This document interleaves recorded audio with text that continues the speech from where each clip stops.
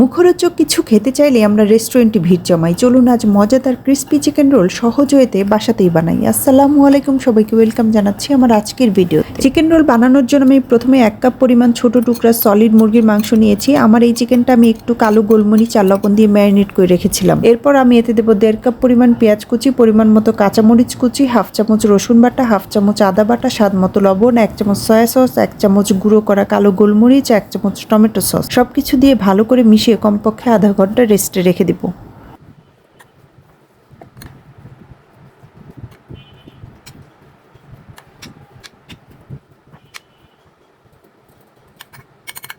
আধা ঘন্টা পরে প্যানে 2 টেবিল চামচ তেল দিয়ে ম্যারিনেট করা চিকেনটা ভালো করে ভেজে নেব। পেঁয়াজটা এরকম হাফ কুক অবস্থায় আমি নামিয়ে ফেলবো, কারণ পেঁয়াজগুলো রোল ভাজার সময় বাকিটা কুক হয়ে যাবে।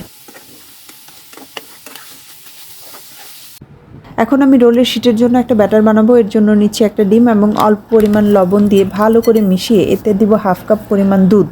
এরপর এতে অল্প অল্প করে ময়দা আর পানি অ্যাড করে একটা মিশ্রণ বানাবো, যা খুব পাতলা বা খুব ঘন হবে না। পাটিসাপটা পিঠার ব্যাটার যেমন হয় ঠিক তেমন হবে।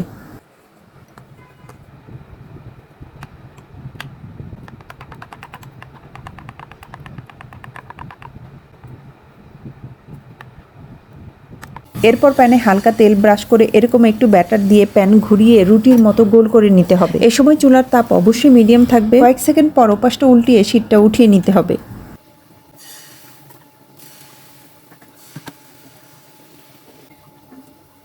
এভাবে আমি সবগুলো শিট করে নিয়েছি। এখন একটা শিট নিয়ে এতে রান্না করা চিকেন দিয়ে শিটটা এভাবে মুড়িয়ে নিতে হবে। মুড়ানোর সময় শিটের চারপাশটা আমি শিটের গুলানো ব্যাটার দিয়ে সিল করে নিয়েছি।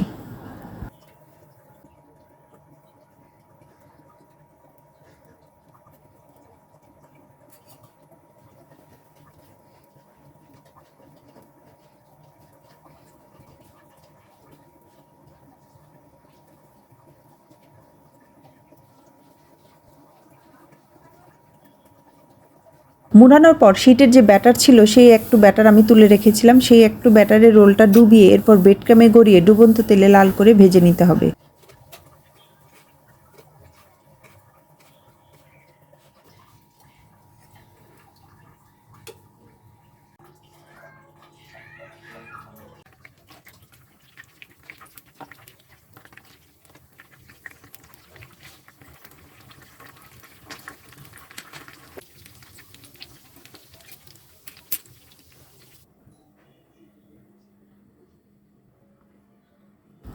রেসিপিটি ভালো লাগলে বাসায় অবশ্যই একদিন ট্রাই করবেন। কথা হবে নতুন কোনো ভিডিওতে। সে পর্যন্ত ভালো থাকবেন সবাই। আল্লাহ হাফেজ।